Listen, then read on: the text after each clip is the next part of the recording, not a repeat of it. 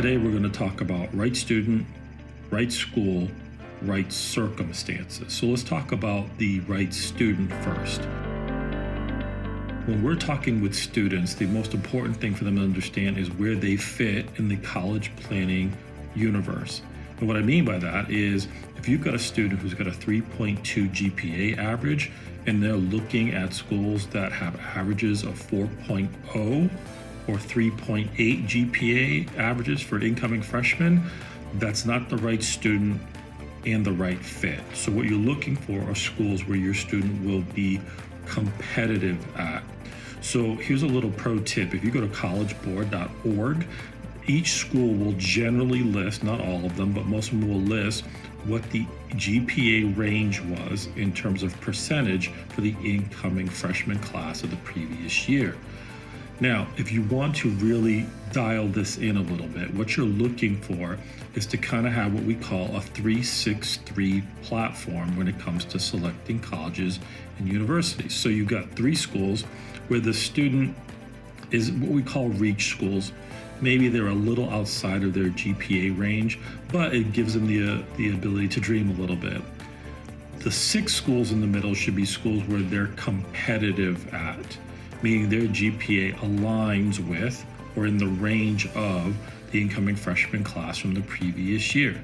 And then you've got what we call 3 kind of slam dunk schools that you're more than likely going to get into with the GPA that you have, which means that you're on the upper side or you're higher than most of the statistical data supporting the incoming freshmen for the previous year. So right student, right school, create balance in that list. So we talked a little bit about the right school. Well, what are we looking for in the right school? Well, one, do they have the major that your student is looking for to pursue their career goals?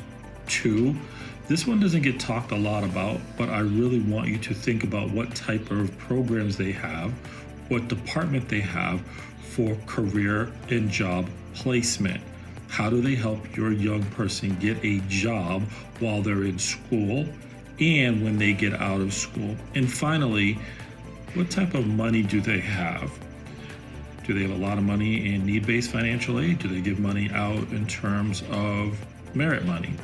Which leads me to the next point, which is the right set of circumstances. It's combining all of those things.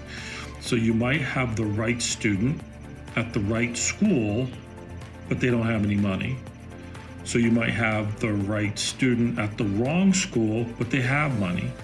Then you might be right student, right school with money. Do they have all the circumstances that can make college work from an admissions perspective, a financial aid perspective, and lowering the overall cost that the family has to pay? So what you're looking for now is to just do some research. It's important to know that when you're going through this process, you want to be able to have, I said this before, 12 schools, somewhere in that ballpark, to apply to when you're getting accepted to 6 or 8, so that you have options where you have the right student, the right school, and the right circumstances. This is Ed Sanderson, CEO of Ducerus, your total college solution. Talk to you soon.